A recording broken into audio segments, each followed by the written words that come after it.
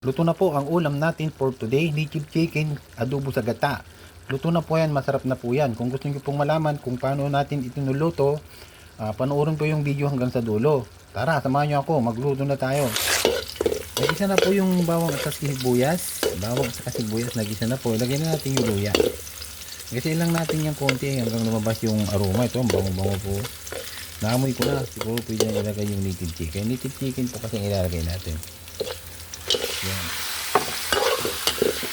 Isain natin itong native chicken. Ano, masarap talaga ang native chicken kung compare natin sa yung binibili sa palengke, yung mga commercial chicken.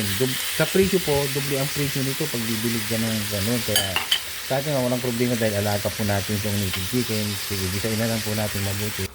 Nalagisa na po yung native chicken. Siyempre, pag sinabing adobo, may pamintang buo at saka pamintang durog. Ilalagay na natin. Siyempre, adobo may automatic, may vinegar yan. Lagyan na rin natin ng konti. Tapos siyempre hindi mawawala yung soy kasi ang adobo talaga may tuyo. Yan, ilagay na natin yung soy. Konti lang to kasi ilalagyan pa natin ng gata, no? Ito kasi yung native chicken adobo sa gata. Kaya kumplituhin natin yung adobo pa konti-konti saka natin ilagay yung gata para magiging adobo sa gata. Ganun po yun. Ayan po na natin siyang kumulo. Kaya kumukulo na siya, pwede na natin ilagay po yung pangalawang hugas ng gata. Yun po yun yung pangalawa. Bago pala natin ilagay, shout out muna ka pala kay GR Soriano Garcia, isang legit na kaibigan at saka legit na Brace Backer. Kung mahilig po kayong manood ng mga comedy drama, puntahan nyo po yung bahay niya. Pag nagustuhan nyo po yung mga video niya kasi magaganda, paki-like and share na lang po at saka paki-follow na rin. Magaganda yun. Puntahan nyo na lang po GR Soriano Garcia. Yun po yung kanyang ano. Ilagay na po natin yung ano. Ilagay na natin yung gata. Yung ano pa yan. Yung unang. Pangalawang hugas pala. Yung marabnaw. Tapos yan na natin para lambutin yung native chicken. Pero dahil po ano yan. Dahil po medyo matigas ng konti.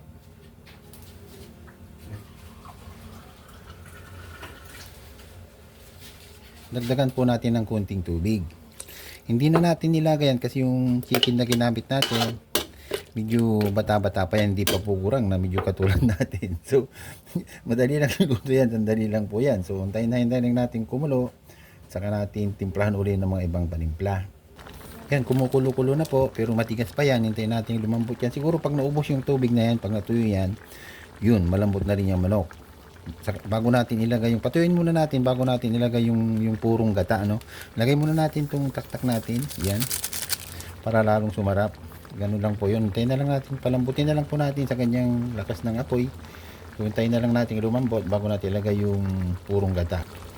Yan, malapit na pong maluto. Lagyan natin ng asin. Yan lang ang ricado natin diyan, saka yung ano, gata. Yung pangalawang gata maya-maya ng konti. Palalambutin muna natin ano to. Pero malambot na siya pero kulang pa rin. Ilalagay na po natin yung purong gata para maglasa na siya. Tapos pasipsipin lang natin dyan.